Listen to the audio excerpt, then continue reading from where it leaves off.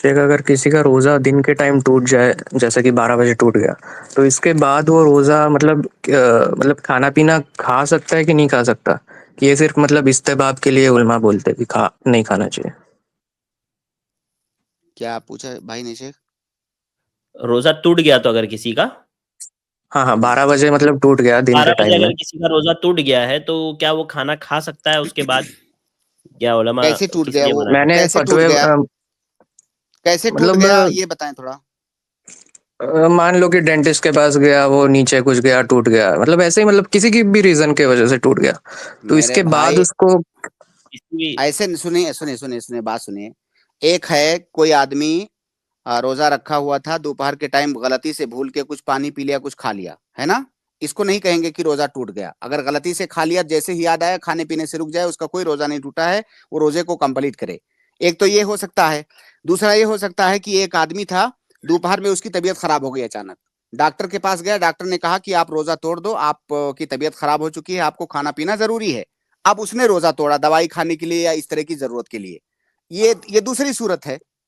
ایک عورت یہ ہے، دونوں کی بھی بات نہیں کر رہا میں، تو آپ کیا بات کر رہے ہیں وہ بتائیے۔ روزہ میں ٹوٹ گیا، بات کر رہا کیسے ٹوٹ ہوں، گیا وہ دیکھو بتائیے۔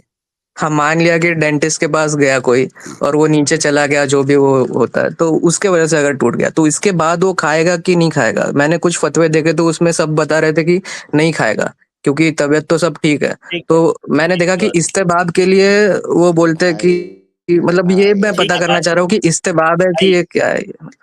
آپ ٹھیک ہے، سمجھ میں آ گیا سوال آپ کا۔ پلیز آپ جب سوال کریں تو بتائیں نہیں، سوال کریں، ٹھیک ہے؟ شیخ آپ کہہ رہے ہیں کہ سنیے شیخ، میں سنا ہوں سوال، میں جی شیخ، بتاتا ہوں، ان کا سوال ہاں دہراتا ہوں۔ انہوں نے کہا ڈینٹسٹ کے پاس گئے علاج کے لیے، اور علاج کرتے وقت کچھ اندر چلا گیا، ٹھیک ہے؟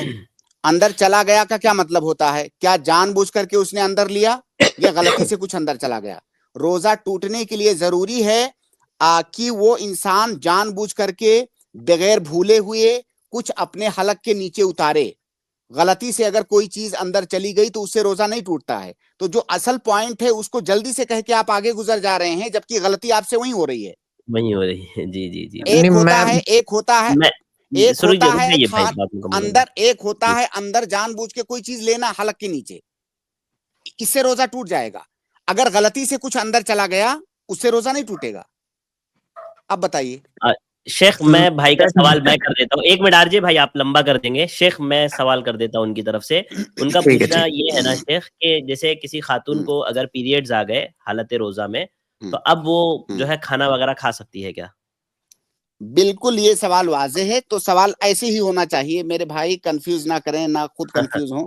دیکھیے عبداللہ ابن مسعود رضی اللہ تعالیٰ عنہ کا ایک اثر ہے کہ من اکلا اول النہار فلیأکل آخرہ، یا اس طرح کے الفاظ ہیں، یعنی رمضان میں یا روزے کی حالت رمضان میں جس نے شروع دن میں اگر کچھ کھایا تو آخری دن میں بھی وہ کچھ کھائے گا۔